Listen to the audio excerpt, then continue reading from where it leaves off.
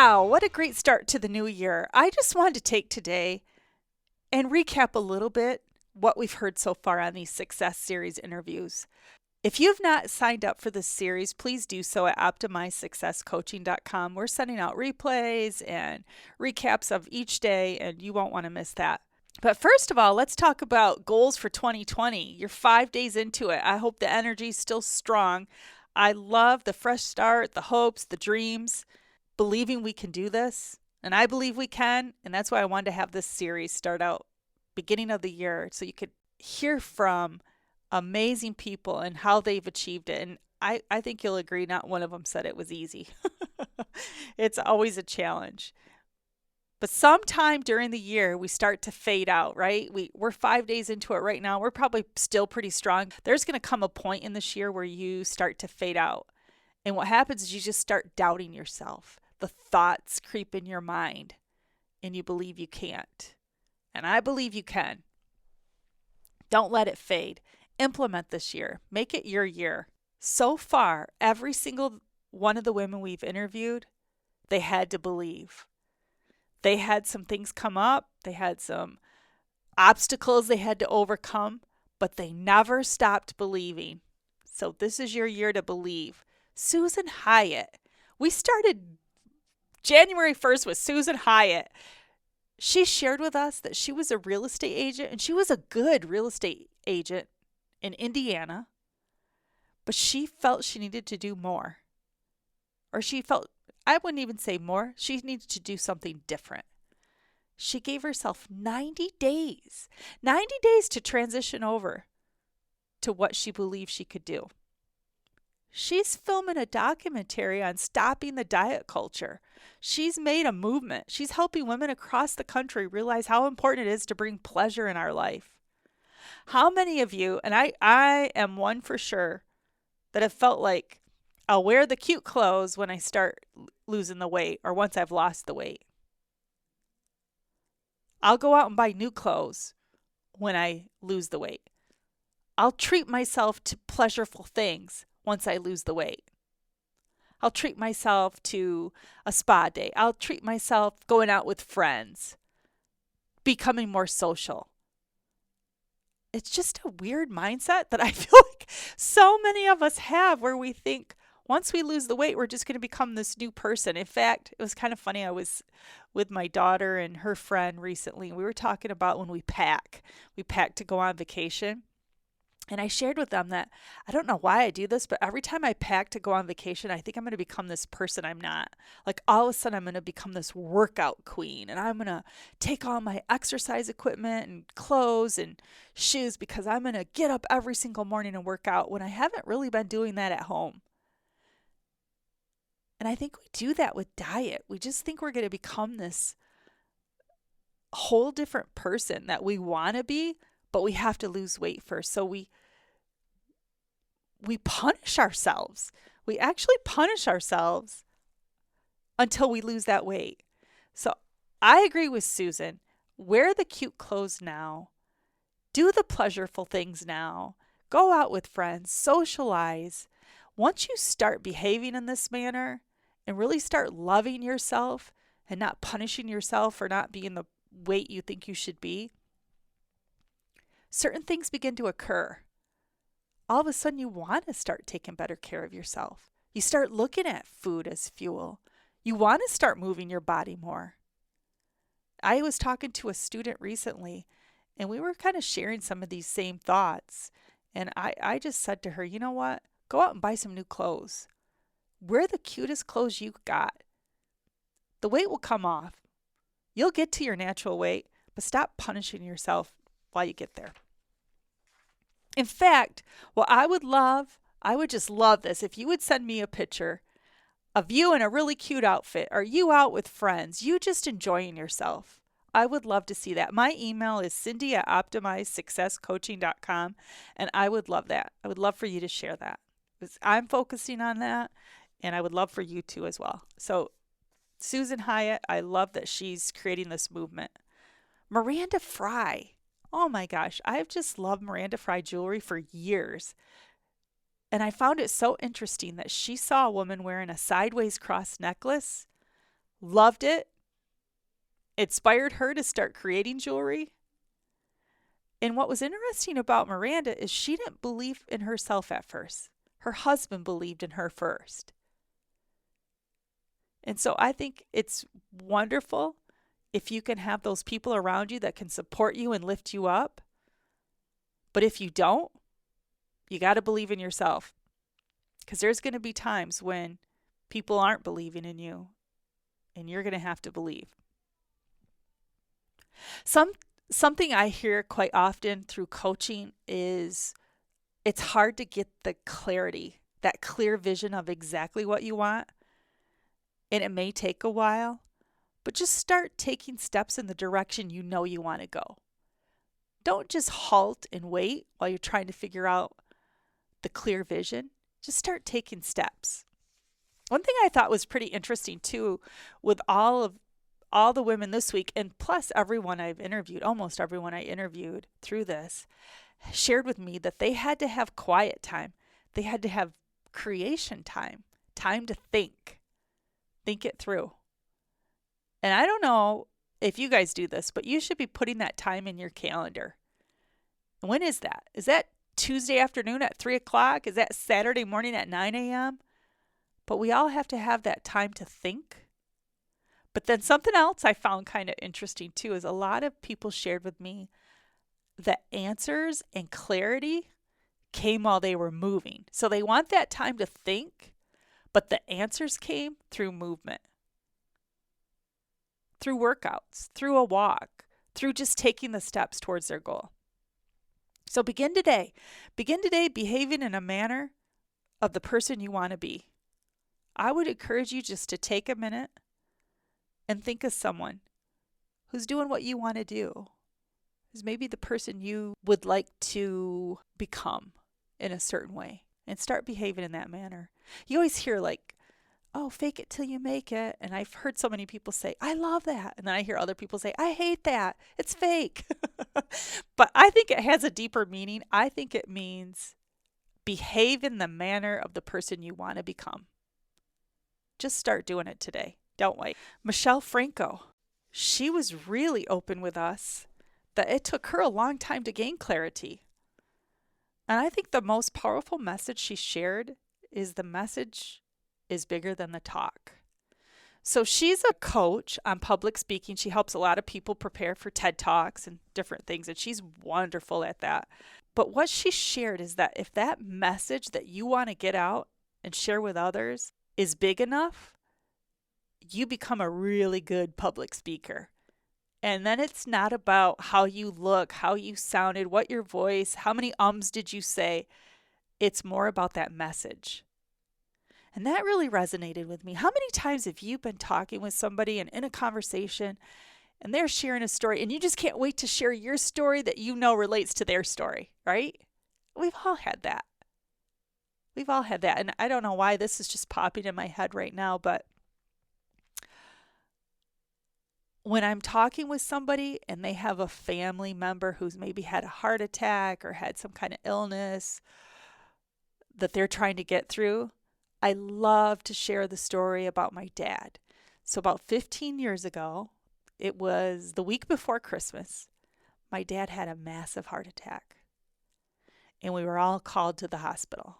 And actually, my husband and I were the first ones there. And the nurse said to us, we can't get a heartbeat from him. We're working on it right now. She let us in the room. My mom's in there. The priest is in there. My daughters are in there. My brother's in there. Everyone's in there.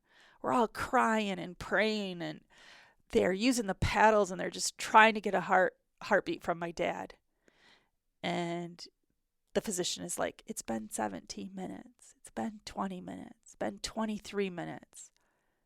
Then he says, it's been 27 minutes. We have to call it. My mom walked up to the front of the head of the table where my dad's head was, yelled in his ear, Roger, wake up. Beep, beep. All of a sudden we got a heartbeat. Everybody was so excited. It was like we just witnessed a miracle. We witnessed a miracle, and I do to this day believe we did. It took months and months of therapy and rehab to get my dad back. If you die for 27 minutes, there's a lot of therapy after that. And if you met him today, he's alive today, you would never know. You would never know. And I witnessed my dad learning how to re-talk and eat and everything, but gradually it all came back. And so when somebody's talking to me and they're really worried about a family member, I love to share that story and that story of hope. And that just kind of resonates with what Michelle's saying, is that if that message is big enough, the talk's not such a big deal. So if you're wanting to grow your business and grow your life, share your story and make your message big. Make it big. People need to hear you. Mary Ellen Sheets. I just love her. And if you've listened to that, you know that she was my very first interview I ever did for my podcast last year, and it didn't record. And I was too embarrassed to tell her. And I finally got the courage up to call her and tell her, I'm sorry, it didn't record. And she obviously gave me grace. But wow, what she went through. She was a single mom, 2 boys in college with an old beat up pickup truck. She put an article in the newspaper that said 2 men in a truck. And she said, really, it was 2 boys in a rusted out pickup truck. Created this massive international business. And she had everyone telling her, it's not going to work. It's not going to work. And she knew it would. She knew it would. She believed in herself. So I think that was one of the biggest messages all week, is like, you have to believe. You have to believe. It's something Mary Ellen shared with me too, is that she loved creating a culture for others. So when you're thinking about growing your business and expanding, it's not just you. You're affecting so many people. You're touching so many lives. Miranda Fry shared that too, that one of the things that just really motivates her and drives her is this great culture she gets to create for all these other people. They have these flexible hours.